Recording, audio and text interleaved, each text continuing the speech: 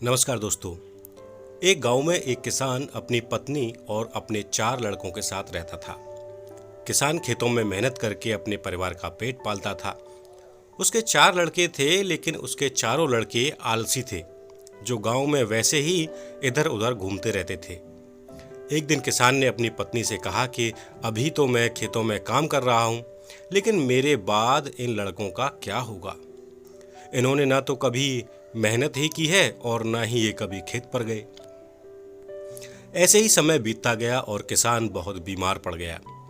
तब उसने अपनी पत्नी से कहा कि वो चारों लड़कों को बुला कर लाए। उसकी पत्नी चारों लड़कों को बुला लाई।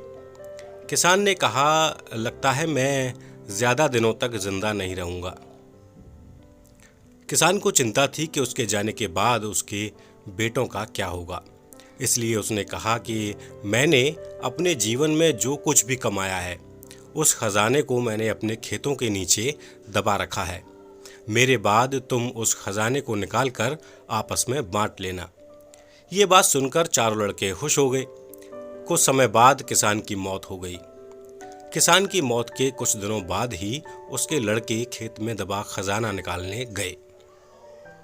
उन्होंने सुबह से लेकर शाम तक सारा खेत खोद दिया, लेकिन उनको कोई भी खजाना नजर नहीं आया। लड़के घर आकर अपनी माँ से बोले, माँ, पिताजी ने हमसे झूठ बोला था, उस खेत में हमें कोई खजाना नहीं मिला। उसकी माँ ने बताया कि तुम्हारे पिताजी ने जीवन में ये घर और खेत ही कमाया है, लेकिन अब तुमने खेत खोद ही दिया है तो उसमें बीज भी बो दो। इसके बाद लड़कों ने बीज बोए और माँ के कहे अनुसार उनमें पानी देते गए। कुछ समय बाद फसल पककर तैयार हो गई, जिसको बेचकर लड़कों को अच्छा मुनाफा हुआ।